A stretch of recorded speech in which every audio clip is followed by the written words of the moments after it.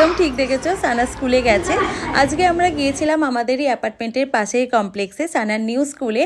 যদিও বা মর্নিংয়ে ওর প্লে স্কুলটা, আমরা ওকে প্লে স্কুলেই দেবো ডিসাইড করেছি।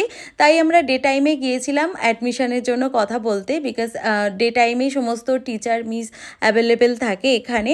আর সানার কীরকম কী রিয়াকশান বা ও কীরকম কতটা কমফোর্টেবল ফিল করবে সমস্তটাই আমাদের দেখাটা খুব ইম্পর্টেন্স ছিল। এর জন্য ওকে আমরা একবার ডে স্কুলেই একবার দিয়ে দেখলাম কীরকম কী ওর রিয়াকশান। তাও দেখো এরকম ছোটাছুটি করে চলে যাচ্ছে এদিক ওদিক, আর টিচার ওকে বারবার নিয়ে আবার বসাচ্ছে, তারপরে বাচ্চাদের আবার পড়াচ্ছে। এটাই একবার দেখার ইচ্ছা ছিল। যদি ও কমফোর্টেবল ফিল করে, সমস্ত কিছু ঠিক থাকে, দেন আমরা ওর অ্যাডমিশন আমরা নেব। আর ও 2 ইয়ার্সে ওকে কেন স্কুলে দিচ্ছি বা কি সমস্তটাই জানাচ্ছি।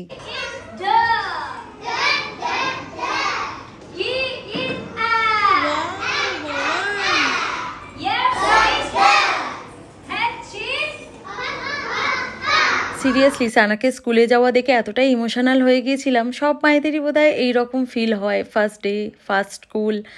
যাই হোক, সানাকে কেন স্কুলে দিলাম 2 বছর বয়সে, এটাও তোমাদের বলি। দেখো, সানা সকালবেলা উঠে যায় আর সকাল থেকে নয় আমার পিছনে ঘুরঘুর করে, নয় ওর পাপার পিছনে ঘুরঘুর করে, কান্নাকাটি বা বাসনপত্র এইসব নিয়ে খেলাধুলা করে। তো আমি মনে করি যদি ও 3 ঘন্টাও যদি ও স্কুলে থাকে, তাহলে আমার সমস্ত কাজকর্ম বা ওর রান্নাবান্না সমস্তটাই আমি মিটিয়ে নিতে পারবো। আর ওরও এটা ব্রেন ডেভেলপমেন্টের জন্য অনেকটাই জরুরি বা ওর জন্য ভালো, এই কারণেই ওকে স্কুলে দেওয়া।